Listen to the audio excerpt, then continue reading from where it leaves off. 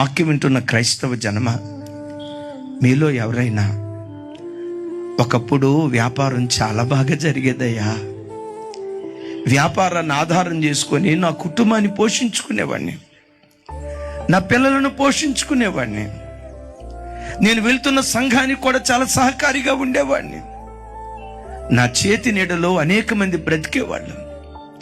ఏమైందో గత కొన్ని నెలల నుండి వ్యాపారంలో చితికిపోయానయ్యా. ఏ వ్యాపారాన్ని ఆధారం చేసుకొని గడిచిన కాలాల్లో సుఖాన్ని, నెమ్మదిని, సౌఖ్యాన్ని నేను అనుభవిస్తూ వచ్చాను, ఆ ఆధారాన్ని కోల్పోయానయ్యా.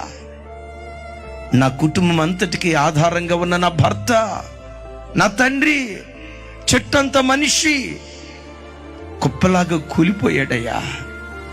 భర్త అనే ఆధారాన్ని కోల్పోయానయ్యా, తండ్రి అనే ఆధారాన్ని కోల్పోయానయ్యా, ఉద్యోగం అనే ఆధారాన్ని కోల్పోయానయ్యా అని వాక్యం వింటున్న నీ జీవితంలో బిడ్డ, నీవు కూడా ఏదైనా ఆధారాన్ని కోల్పోయి వచ్చావా? ఉద్యోగం పోయిందయ్యా, పిల్లల్ని పోషించేది ఎట్లా?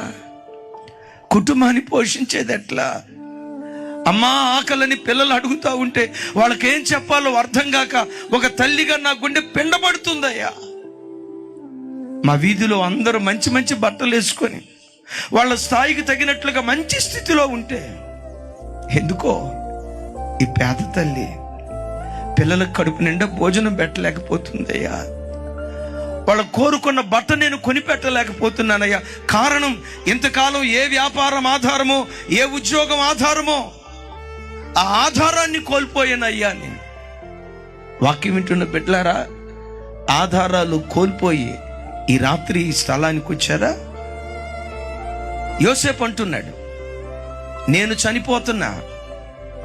చనిపోయినా దేవుడు మిమ్మల్ని అనాథలుగా విడిచిపెట్టడం, నేను చనిపోయిన మరుక్షణమే ఆ లోటును భర్తీ చేయటానికి గగనమును చీల్చుకొని దేవుడే మీ మధ్యలోకి దిగి రాబోతూ ఉన్నాడు.